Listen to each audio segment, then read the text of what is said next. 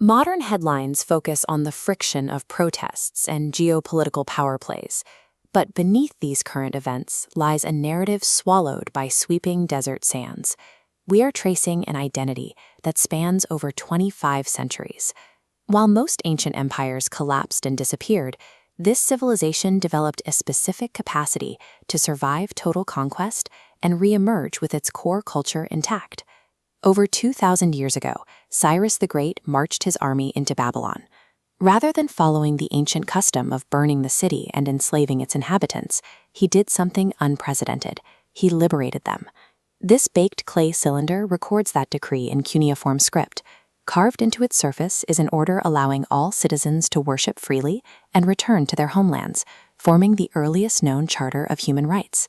By making tolerance a matter of state policy, Cyrus gave the empire a unique DNA. He turned diverse, conquered populations into willing participants, creating a foundation for a civilization that could endure even when its borders shifted.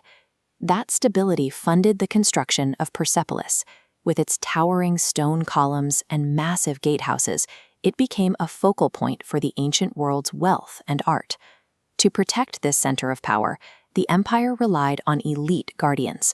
These Persian soldiers, carved into the stone walls of the capital, represented a military force that held the vast territory together for centuries. That era of dominance ended with the arrival of Alexander the Great. He led his forces across the landscape, eventually reaching the gates of the capital itself. Alexander's forces set Persepolis on fire. The grand columns collapsed, and the physical structures of the Achaemenid Empire were reduced to ash. While the palaces were destroyed, the civilization's core identity remained. The buildings were gone, but the cultural framework established by Cyrus proved more durable than stone. Centuries later, after Arab conquests brought a new religion to the region, the local population did not disappear. Instead, they became the intellectual engine of the Islamic Golden Age.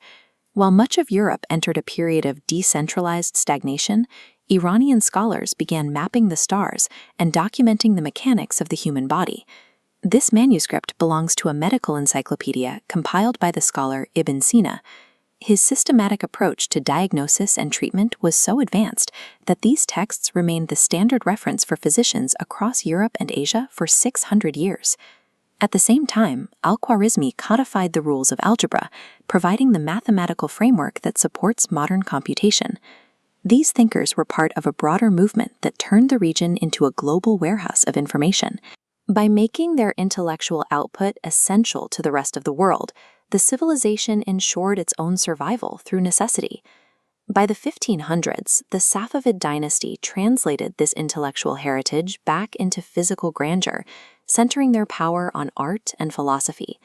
They transformed the city of Isfahan into a masterpiece of complex geometry and brilliant turquoise tilework. The city's wealth in silk and its thriving philosophical schools were so significant that travelers began describing Isfahan as half the world.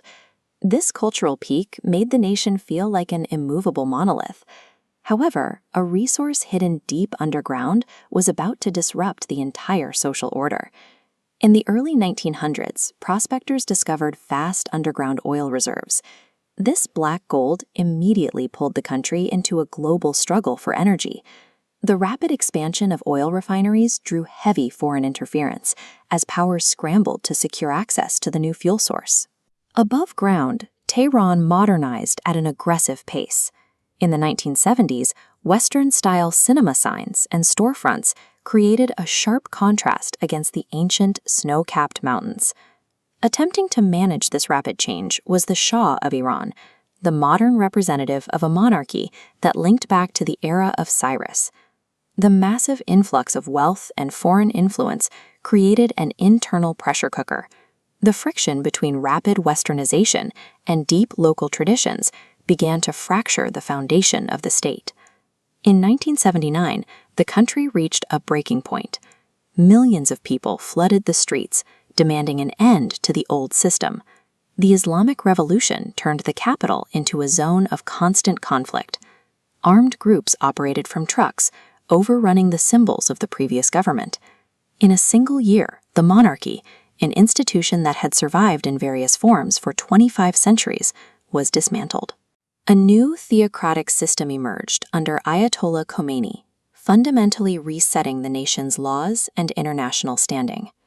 Iran remains a landscape of contradictions. The 1979 revolution added a new layer of scars to an already ancient identity, continuing a cycle of destruction and rebirth that has defined this civilization for thousands of years.